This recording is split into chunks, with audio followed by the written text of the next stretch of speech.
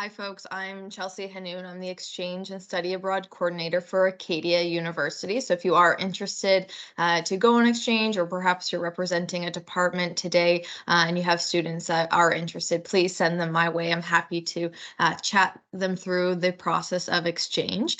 I did have the pleasure of meeting Michel and Fanny this October, actually.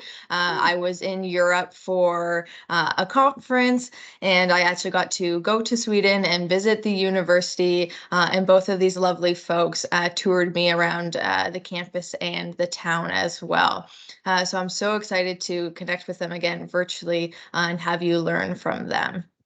So I'll pass the torch over to you both. Thanks so much. And if I get hold of that torch, I would like to say, well, maybe Michel, first we introduce ourselves perhaps, and then we can have some kind of agenda for today.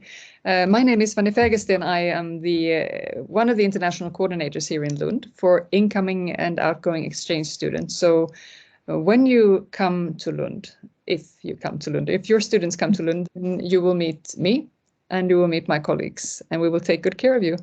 And once upon a time, Michel entered our offices. And Michel, I don't know, please introduce yourself and tell your story. Absolutely. My name is Michel Starco. I was a participant. I was a student at Acadia winter term 2021 until summer term, I guess, 2022. I am recently graduated with a bachelor at Lund University, and I am here today to give you a little presentation about what to expect and sort of get a feel for what it means to be an international student and whatnot. And I'm really happy to be here, and it's nice to meet you again, Chelsea. Yes. Oh, so nice.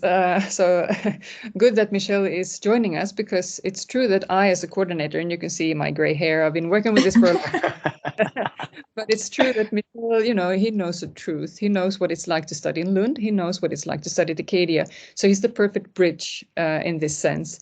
So, well, I suggest that we stick to our plan, Michel. I will very soon share the screen, and I will show you all a YouTube video of Lund University, which is quite nice, and you can check it out later again if you like, because there are quite a few nice views of Lund. You will see what you can prepare and so on, what will await you here. It's a German exchange student, actually, Tim, who we are following, who has come to Lund, and it's a short film. It's 4 minutes. I know it's too long, but I think it's beautiful. Just grab your cup of coffee and hang on, and we'll show you this film. After the film, the 4 minutes, where you get kind of a glimpse of Lund, then I will leave the word to you, Michel. And I know you have a deadline. You have to go to work. Yes. At a certain time. So you will take as many or as few minutes as you like. And you guys who are listening will be able to pose questions, of course, to Michel. And then when Michel, disappears into thin air, I will remain here in the meeting, and I will be happy to tell you a bit about courses and housing and such. The more practical questions, like I, as a coordinator, can address, and then of course questions are really welcome. So what you say, Chelsea, is that a good plan? That's perfect. Okay, then let's go. I will share my screen, and then I will show you a YouTube movie.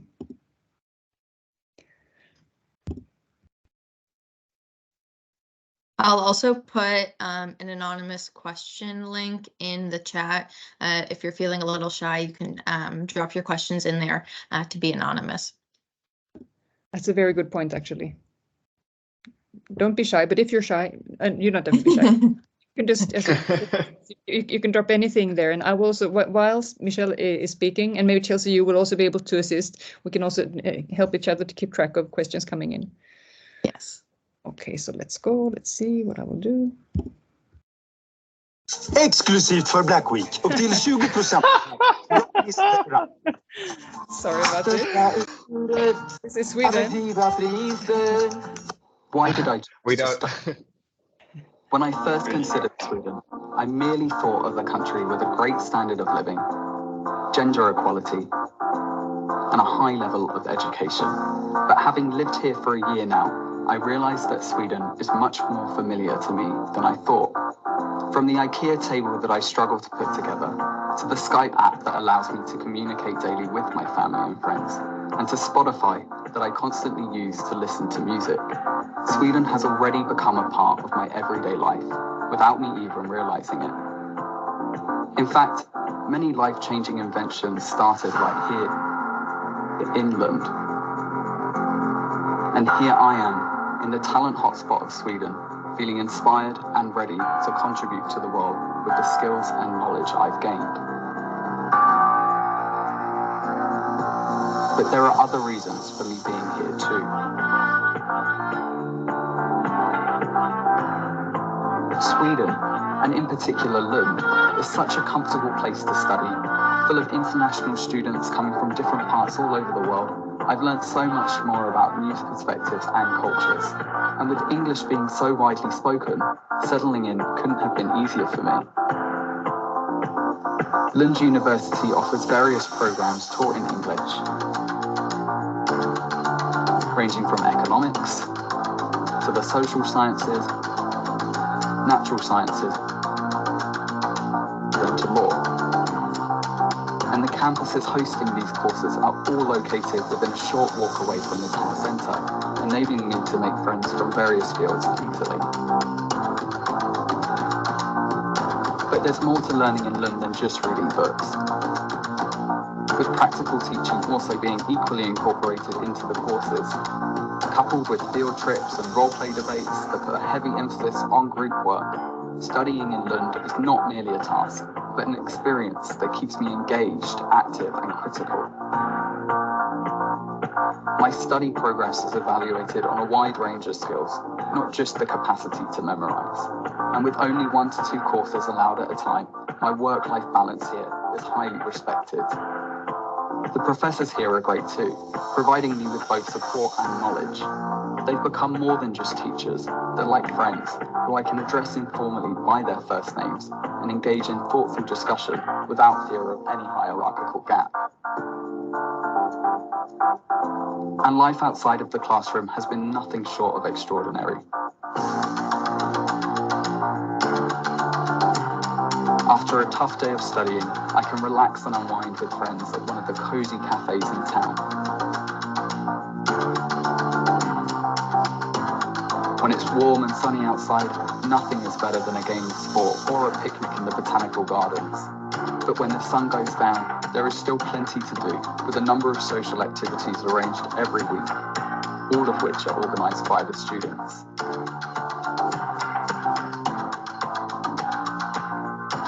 And with Lund being located in the heart of Skåne, I can easily explore other sites in the region and even experience Danish culture with a short 30-minute ride to Copenhagen. Lund University has already given me so much, and there's still so much more yet for me to capture here. But it's not just here for me. It's here waiting for you too.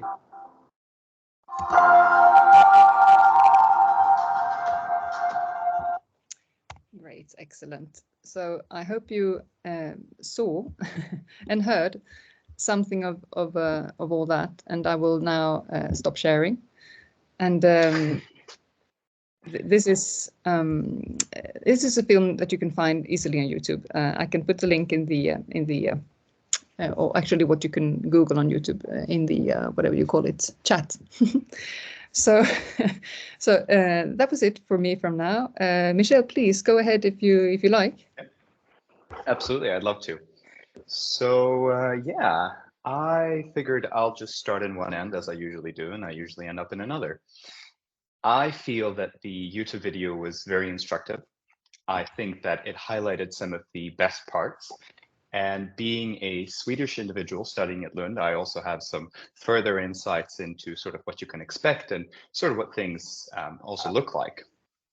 I figured that I'd start with saying just a few things regarding what it looks like in differentiation between Canadian and Swedish sort of culture, and just a little bit about what you can expect from the different universities.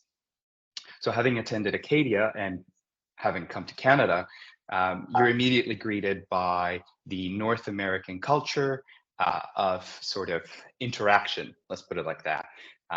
It's highly regarded in sort of, in my experience, a form of very kind individualism. So you come to university, you come to Acadia, and the first thing that you notice is that you're on campus, you're living through and through with your classmates or other students, and everything is sort of compressed into this one cook pot of amazingness that I had at Acadia. You know, you go to meal hall together three times a day. You just walk down the hill, and sort of everything is just sort of compressed. So every day in and out.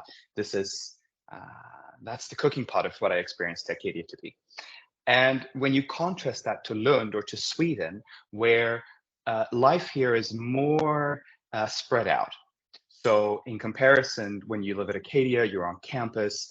And when you are on campus, you kind of breathe campus, and then you kind of go down to Wolfville, and you might be going around some of the bars and just kind of hanging out, but then you always come back to the university. In Sweden and at Lund, it's more of an individualistic approach, but in community. So depending on how you live and how you choose to study, you either get your own apartment or you live in a dorm. But in contrast to living in a dorm at Acadia, there is no meal hall. So even though you would get your own room and your own toilet, you are sharing a living space with other individuals. You share a kitchen. You'll have some space in a refrigerator and your own cupboards and all sorts of things. So I would say that just to start off with, coming to Sweden, in contrast to this is a very honest take, but a rather sheltered experience at Acadia, you're really going to come bursting out of your shell coming to Sweden, because there is an honest self-reliance that you're taught immediately. You're going to have to very quickly learn how to cook and to take care of yourself, which I personally believe is a great experience to have for anyone to start with. But even if you're coming from, let's say, high school immediately into Acadia, and you're thinking about coming abroad, and you're going to just learn for the first time maybe to really rely upon yourself, but you're also relying upon yourself with other students around you. Because when you share your accommodation with all sorts of nationalities, what you quickly learn is that you're going to be cooking Italian food, and then all of a sudden the Japanese individual is going to come along and be like, hey, do you guys want to try out this? So it's always sort of a coming together, which is I would say remarkably different from Acadia. But I, at the same time, appreciate Acadia because you get that little huddled up. I think what a lot of Swedes and a lot of Europeans would consider the North American college experience, right? So you've got the football field, and you got the gym and the hockey rink, and everything is there, and you get the sort of school spirits, and the schools come over, and it's more around that. Whilst in Sweden, the focus is more around your participation with other students in a different cultural setting. So rather than having sports teams and sort of a school, how do you say, sort of like a school coming together in that sense around a unified sport or an activity, in Sweden, it's more that you come together in smaller groups and in smaller communities, and together you form and sort of you congregate around things of interest rather. So for example, at Lund's University, and this is one of the main reasons why people in Sweden come to Lund, is that you have something called nationerna, which in simple senses or simple tense translates into the nations. And they are student body organizations that run their own housing.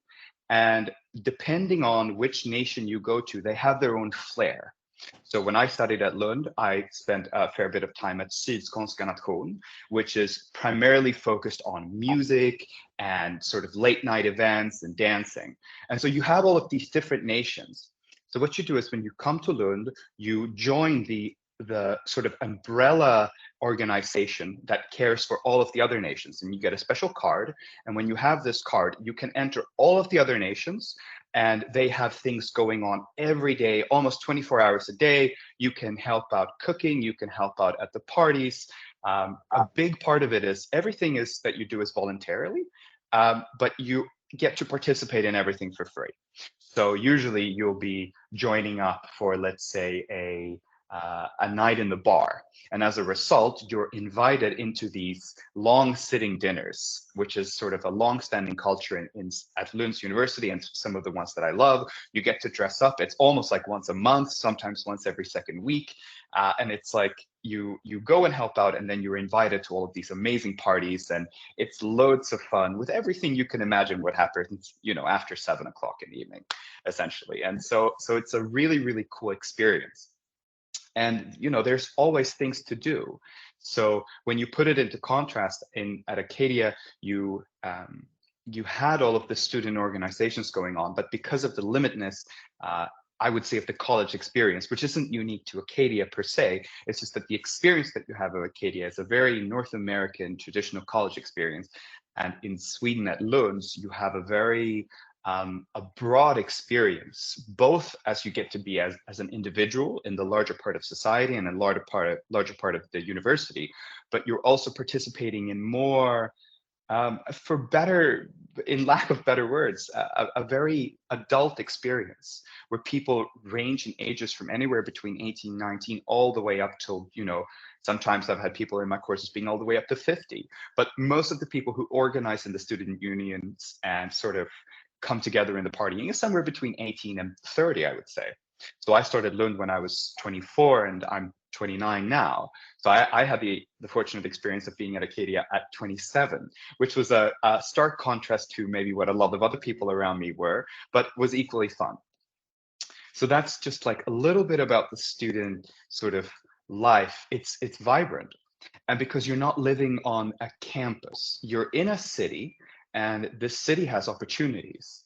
And I would say that apart from Lund being this picturesque, picture perfect 16th, 17th century little town that has just sort of been growing and evolving ever since, well, you already have things going back all the way to, the 12th century. So you get this incredible history, architecture, very picturesque, small, it's very cozy and huddly. And if you come for the fall, yes, you also get the Christmas markets, the snow. It's a very similar picture to Canada, but Sweden. It's really hard to describe, but if you come, which I really strongly urge you to do, you're going to get this very cozy little feeling. And I'd say that something that Tim in the video didn't press on enough, because I've been at Acadia and in Canada, which is the contrast. If you wanted to go anywhere outside of Acadia, you were limited to the people who had cars, or if you were lucky, you caught the bus, right? In Sweden, this is a completely different picture. You have trains running almost at every day of the hour, even during the night. You have public transport. You can get yourself anywhere. So I live in Malmö, and I used to go 20 minutes every day, backwards and forwards. And like Tim also said, I take the train over to Copenhagen at least a few times a month.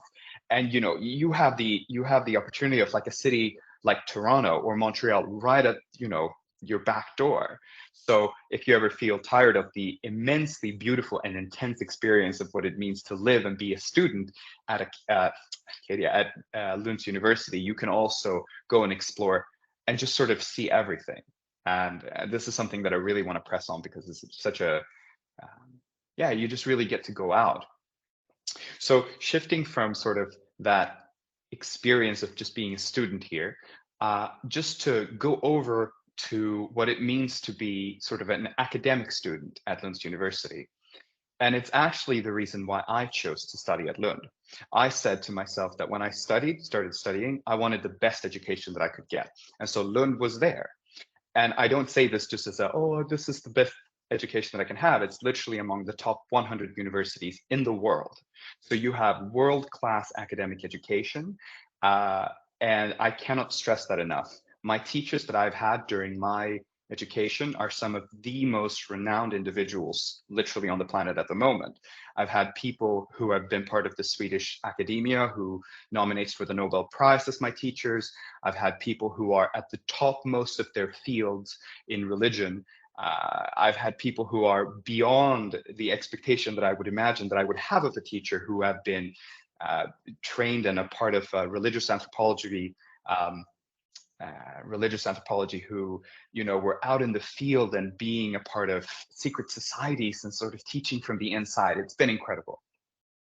So I really want to press on that matter, that when you come to Lund, the stark contrast from coming to Acadia, where you would have 4 to 5 courses per semester, you are all of a sudden left with 2 courses per semester.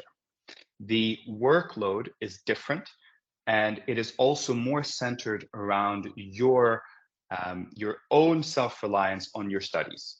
So at Acadia, you would be in school every day. You would have your set schedule, and on that set schedule, you were pretty much required to participate during the lessons, and you were given homework. It was different in that sense. At Lund's University, you have lectures, and you have lectures maybe 4 times a week, sometimes 5 if you're lucky. The lectures are incredibly condensed. They're packed with information, but you also get a really, really good time sort of taking in what you're being taught is projected onto you, and you have this very close relationship with the professors. So in Sweden, there is no Mr. and Mrs. last name. Everything is first name basis. You have the ability to really chat up with your professors, and if you're lucky, depending on your interest, you might even be able to grab a beer with some of them if they're really, really open to that. Sometimes there is student occasions that are created together with the teachers, so you get an opportunity to really come along, maybe have something to drink, a bit of something to eat. So you really get like a really personal experience with that, which is vastly different than what I had at Acadia, where there was a more formal interaction. Although I will say that I had some of the most incredible interactions that I could have wished for with the teachers that I had, specifically in the theater department. So I'll definitely leave it there. But with that said, the education that you are being taught here is, apart from it being literally the world class, you really feel that when you sink your teeth into it, you really get, it's hard to describe in essence, but at Acadia, it was, I can imagine that the further in you went into your education, the higher up the levels you came, the more difficult it became. But in Sweden, the courses are set in such a way that twice a year, most of the time twice a year, you have these sort of bigger papers that you turn in, and it forces you to reflect radically differently on the material that you've read. So here you get books, they tell you, you read these books and you really sit down and read, because whilst at Acadia you would have half of the days in classes, half of the days reading, in Sweden you have, let's say, 8 hours a week lecturing, and the rest of the time is reading. So you really get that time to sit down, you sink into the books, you spend more hours per day reading, but it also requires a greater form of self-reflection. And I'd say that for me is that higher level of intensity and degree of quality that you would get as an education at Lund's University. The papers that you then turn in, they force you to reflect. I cannot stress the word reflect enough. And the reason why I stress it is because what Lund has taught me, and this is sort of a jargon, I would say, that is stressed or sort of passed around a lot in the academic sphere or the world, where you would say that, everything is about critical thinking. And at the end of it, it is. It's just that when I started university, I didn't understand in essence what that meant. I could figure that, critical thinking is about reflecting and, maybe being more, having sort of separating what from what. But at Lund's University, I really learned what it meant to critically approach a subject, not take it for granted, analyze the information, take out the necessities, make an opinion that was rooted and grounded in previous research, and apply it to something. This is what I've come out with as a full education. And I strongly suggest and urge anyone who's really considering deepening their academic experience or even going further into the field. Lund is in the forefront. Cannot stress that enough.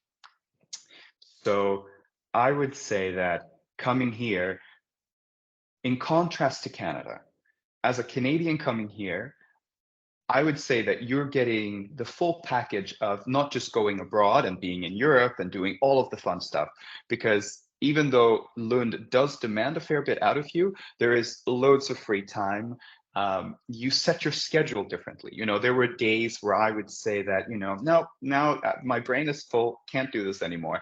Now I'm going to go do some of the student activities, right? And there is every week something is either provided by the student unions or by the university itself.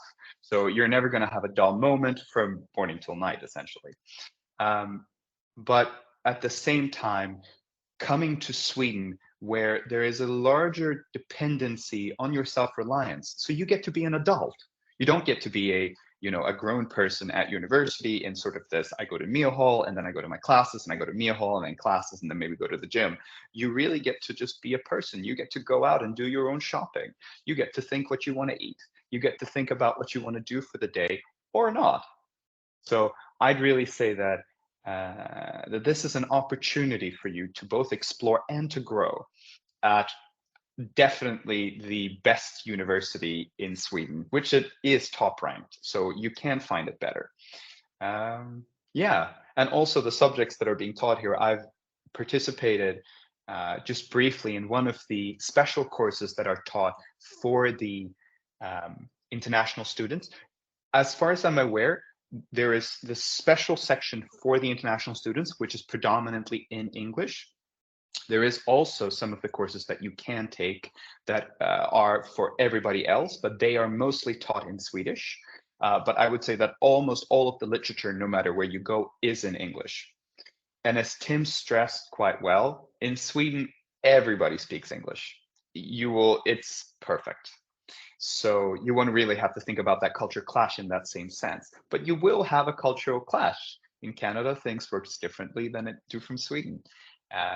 But people here are incredibly friendly and communicative, and they want what's best for you. So there's really that I would leave it with. Yeah, I'd say so. I'd probably leave it there and leave a room for a few questions because then I have to run. Yeah. Thank you, Michel. That was great. Welcome. So, yes, see, Fanni posted it there, special area studies, SAS courses, and they're awesome, by the way. Super. I'd really recommend, so just briefly mentioning, so I studied at the Center for Humanities and Theology. I myself is a religious studies graduate with a focus on religious history and religious behavioral studies. And the institution that you would be coming to is by far the coziest, best place to study, has the coolest people. If you ever come, you'll see. That's what I'd leave it with. And so some of the courses that you can take are like radically different from what you would take at Acadia, which makes it so much more fun. Diversify your academic experience. You said it, Chelsea.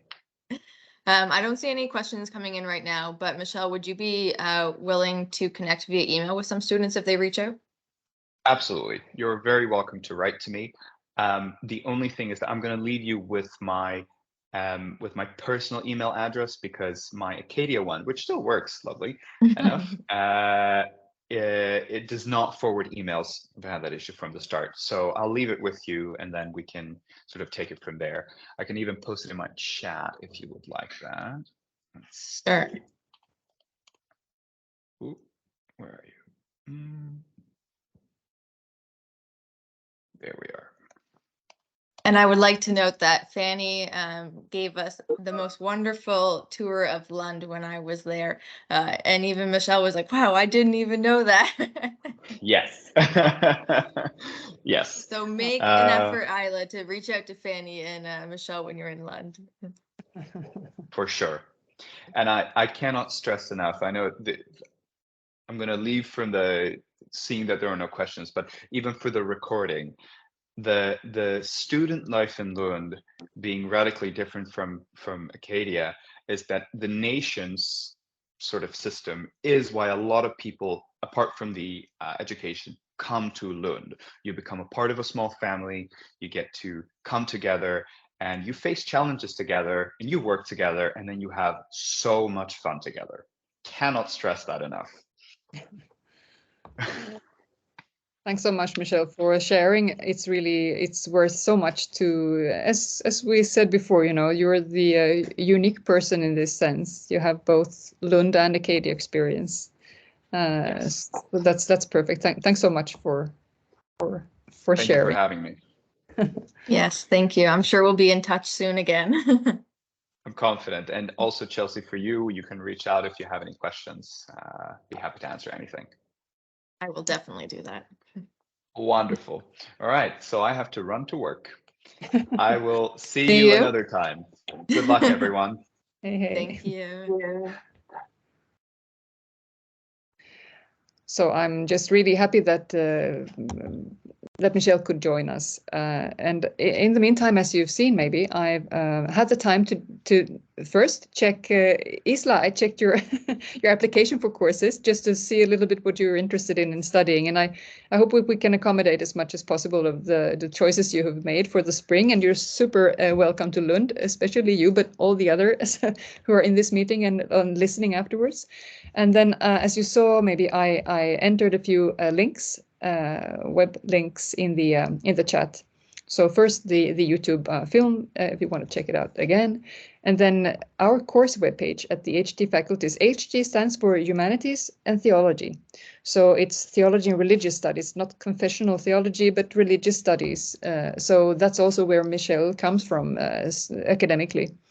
And humanities, of course, is super wide in Lund and in Sweden and in Europe in general. Humanities means anything from human rights studies to modern languages to comparative literature to digital cultures to, my God, East and Central European studies, and anything basically. So it's more of, but I would say we have a sister faculty, Faculty of Social Sciences. And I do think that, for example, political science courses and peace and conflict studies, as I know that many students from Canada and maybe Acadia particularly would be interested in, it's also possible to apply for these courses. So it's another faculty in Lund, Faculty of Social Sciences, but it's a sister faculty, so you can apply equally well to them.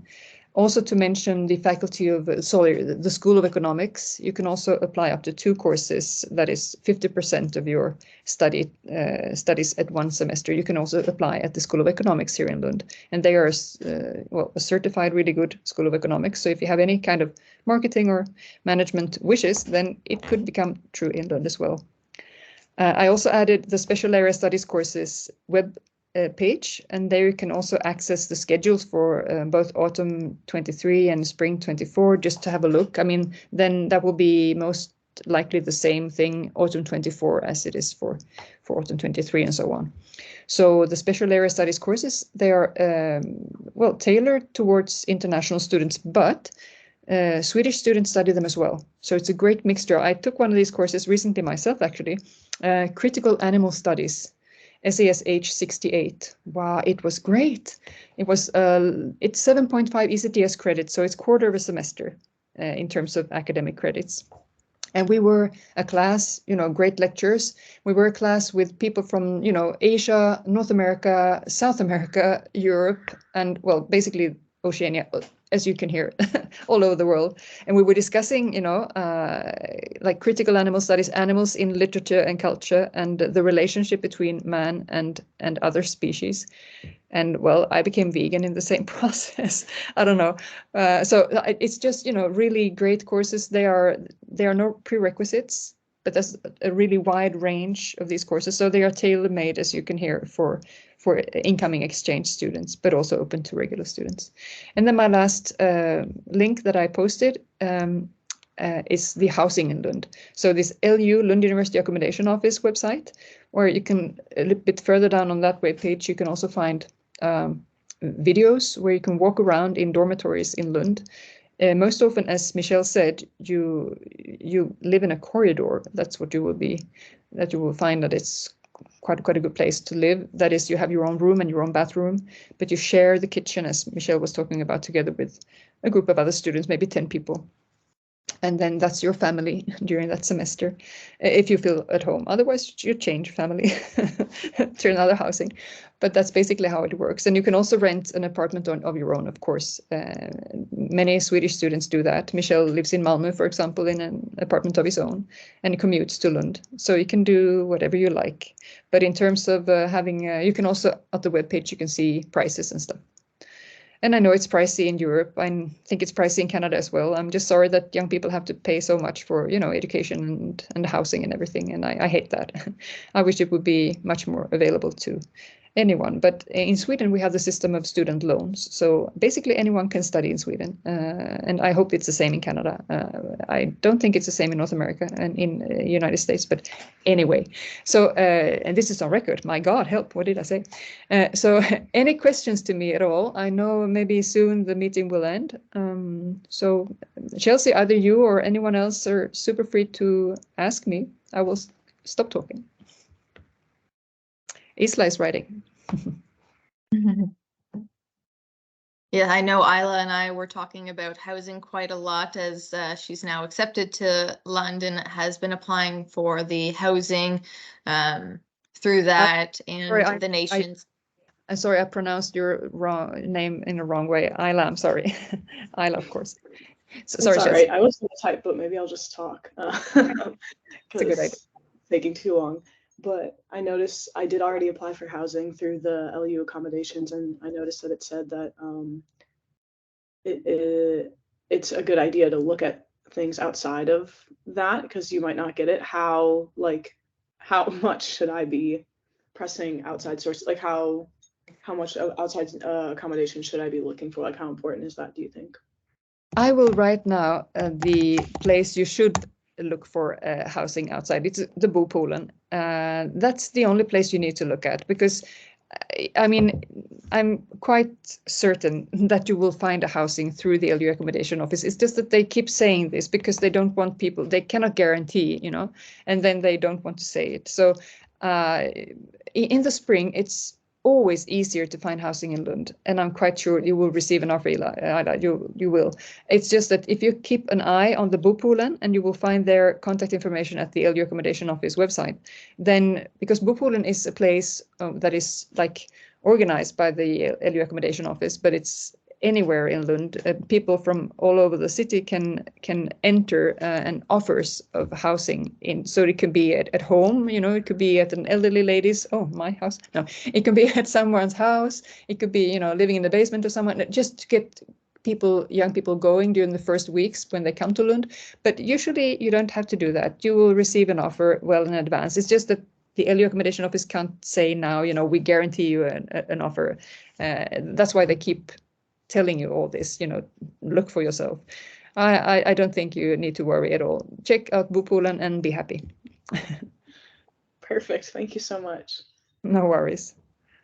And don't hesitate to write us an email if there is anything. You have my contact information through Chelsea, I'm sure. And then you have on the webpage, you can find us. And also Lena Södergren, my colleague who is dealing with incoming exchange student. Lena is super nice, and I'm sure you've been in contact with her already. But don't hesitate to send us an email if there is anything, you would like to ask. Yes, you took very good care of me when I went, so they'll take very good care of you, Isla. Thank you, Chelsea. We're doing our best. I really think it's important you come from far away. It's different for students who come from Germany, for example. They often come with their parents driving up with a car. It takes them 3 hours to come from Hamburg, and well, that's nice, but it's different for you. You come from overseas, and you're far from home, and we should take extra good care of you. That's my point of view. I appreciate that. I do have another question. I'm not sure if you'll know anything about this, Fanny, but sure. I'm having a little trouble with just like getting my visa documentation in order because the government wants me to go to the embassy, which is far away from anywhere that I live, or be it here in Canada or back with my parents back home. I'm just wondering if you have any information on that or tips and tricks on how to, but if not, that's all right. I'm really sorry about that. It's really, it also costs a lot of money, to go to different, city embassies. Yes. That's really horrible, and I can only apologize, on behalf of our stupid government. So no, but to be sincere, I would like to say that please write us an email, because we can put you in contact with the migration office. There is a big national migration office for people, coming to Sweden and staying for life. But there is also a local migration office here at Lund University, where we have a couple of great colleagues, and they are dealing on an individual basis with students who are coming from countries where a visa is required for Sweden. So please send me or my colleague Lena an email, and we will contact the migration officer for you and just ask if there is anything particular for Canada and so on, because we're not really trained in that in these details. But the migration people here at Lund University, they are super strong. They are really, they are lawyers, each and every one of them. There's a whole office of 4 people, and they are there to help incoming students, exchange students and international students to deal with these issues. And then they can be of help. They can, as you say, they can come with some recommendations, tips and tricks and so on. So I'm sorry, but I know people who can. So please send us an email. Okay, I will do that. Thank you very much. No worries. Yeah, and Fanny, if there was a delay with getting the visa, since she has to travel outside of Canada to get it, as she's an international student, if there was a delay, could we start classes 2 weeks later? How could that be accommodated in that sort of situation? Mm-hmm. So it depends. Each student has a set of courses that he or she will be admitted to, of course. And then not all courses start at the same time. So sometimes we've seen it happening, like last spring, we had some students from Turkey coming in, and they had problems with their visa and they were late. So in one, I just remember specifically one student, she was supposed to study 4 courses in Lund during the spring semester, which is usual, normal. And the 3 of the courses started later on in February and even March. Okay, so there was only 1 course starting in January, which was good because that was the issue with the visa thing. So what we did was then the student needs to contact us as coordinators, and then we could, in that Turkish student case, we could contact the teacher and say, oh, we have this problem. This is not the student's fault. She will come later to Lund, and please help. And then, in this case, the student could participate online in that course during the first lectures. Or if that was not possible with another student I'm thinking about, we could make other arrangements. So please just be in contact with us, and we will find solutions for everything. And in the worst case scenario, you will miss out on 3 lectures without any. But then we can ask the teacher to send the PowerPoint presentation and so on. So there will always be ways of. We have to amend the fact that these visa issues are ongoing. And of course, as much as possible, we should, find solutions, and the student should not be so badly affected. And that's our main goal, so to say. Thank you, Fanny. Yes, I'm sure Lund is very receptive and understands these issues quite well. So Isla, you'll be taken care of, and we'll definitely sort out the timeline issues if they do happen. So just please be in touch, either Isla or Chelsea or both. So we will sort things out. Yes, sure. Anything else? Yeah. Well, I don't want to take too much of your time. I know that the meeting is I have time. No worries at all. Thank you. I guess that's just, I was wondering maybe if it would be an option to come to Sweden without my residence permit and then receive it once I'm already there. Is that, I don't know if you would know if that's allowed or not. Maybe this is a question for the migration agency. But yeah, but it's true that they have warned us, all of us coordinators at Lund University, please make sure that your students don't come without it, because if you come to student without the permit, you risk being thrown out of the country and you cannot come back for 3 months, and that would be devastating, of course, for your studies. So please make sure to not do that, Ala. Okay, I will not do that. Good to know. And yeah, then also, yeah. when I will know when the dates for my courses are, because then that could be helpful in knowing when I should come and if things are delayed, how okay that is. I can really understand. Well, so this is true that, there is kind of since we have a couple of, we have a group of incoming students, and each of them have different, courses and issues and such. And in your case, you have this visa issue hanging over you.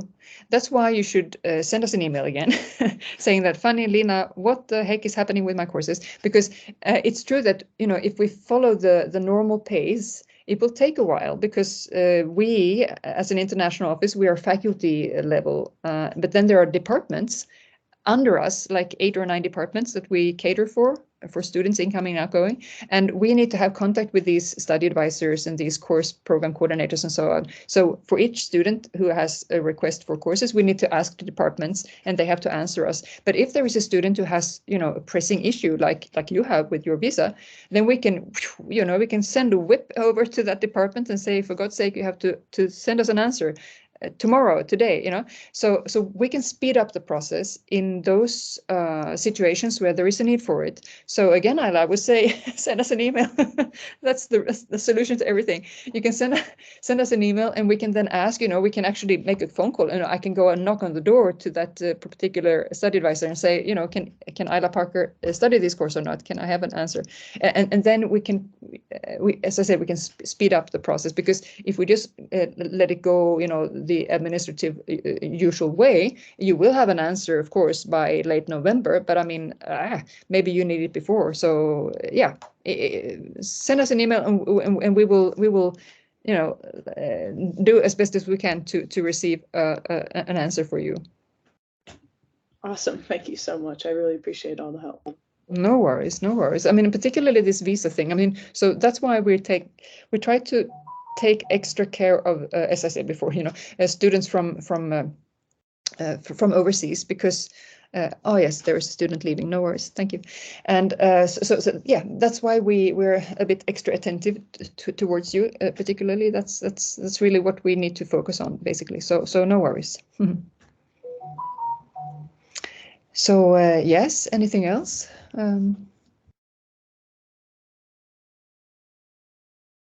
Oh, Chelsea, your mic is off, I think. I don't have any other questions coming in from the anonymous question form, so I'm going to stop the recording now. So thank you so much, Fanni, for sharing all that information. No worries at all. Yes, thank you. Thanks.